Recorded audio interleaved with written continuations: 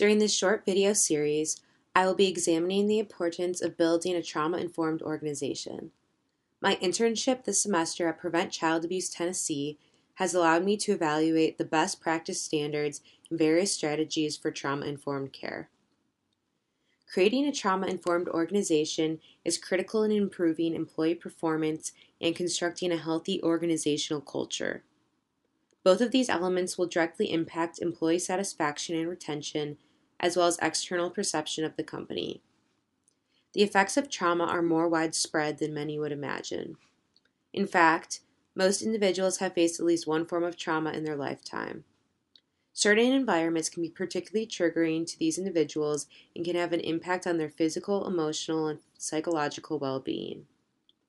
While it is important to have systems in place within an organization to deal with these instances, it is equally critical to make sure the existing structure and organizational practices are as trauma-informed as possible. In order to build a trauma-informed culture, it is important to first understand the basics of trauma. In fact, there are multiple types of trauma. Big T trauma include events involving intense stress that overwhelms the nervous system's capacity for regulation, resulting in an existence dominated by the trauma. Examples of this include serious injury, an assault or attack, or another life-threatening experience. Small T trauma occurs as a result of living in a high-stress environment and in the shadow of the threat of traumatic events occurring at any time. Examples of this include poverty, violent homes or neighborhoods, chronic disease, continued harassment, divorce, or significant loss of a relationship. Complex trauma consists of a combination of big T and small t trauma occurring over an extended period of time. A few examples of this include repeated sexual abuse, frequent domestic violence, extended involvement in war or battles.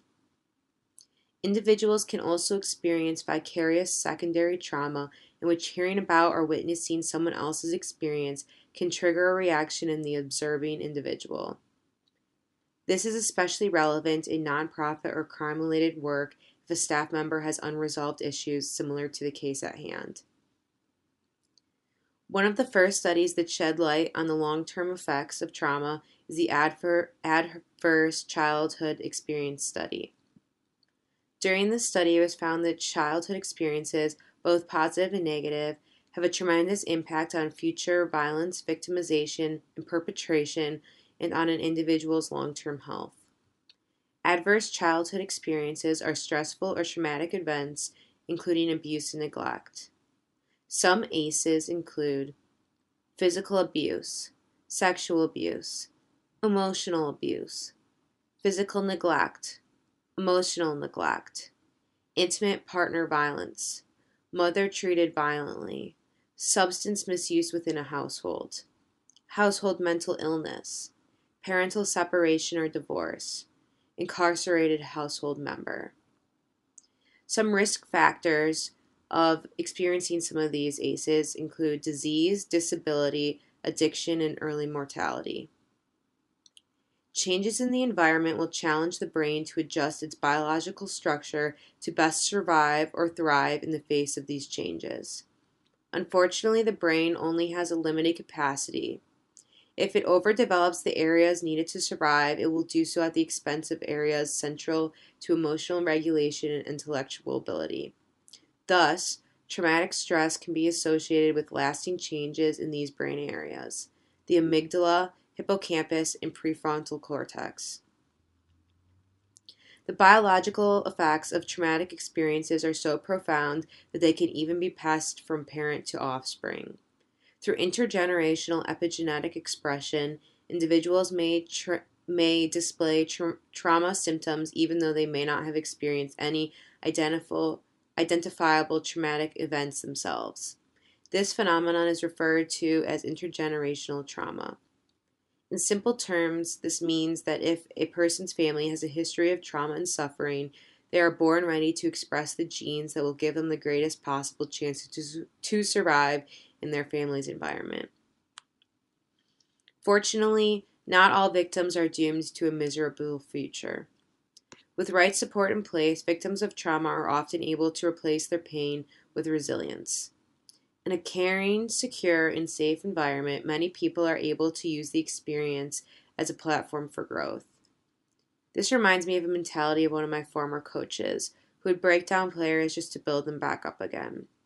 While there is a point to be made for overcoming adversity, there are certain factors that make it substantially more difficult for an individual to bounce back. The factors include the following.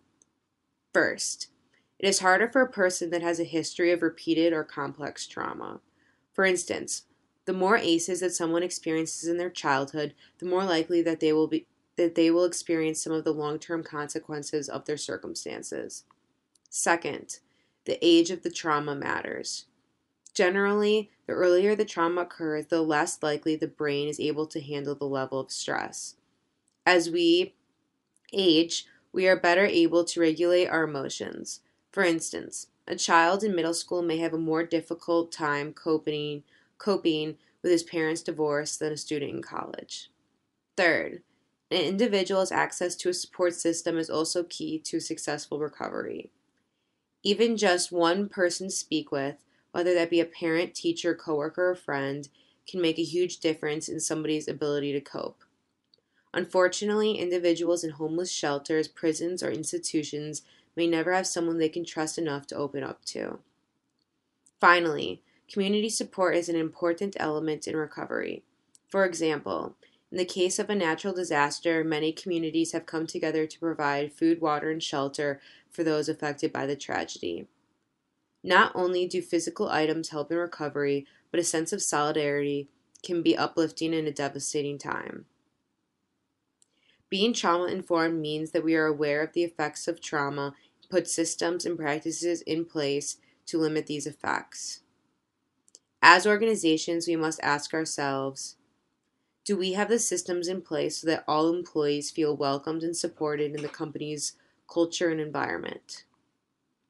How can we create a unified community that is aware of the effects of trauma and is actively working to implement a trauma-informed care strategy?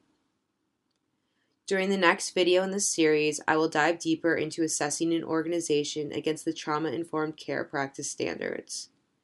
Through an assessment process, an organization can identify ways to improve their culture, values, policies, and practices.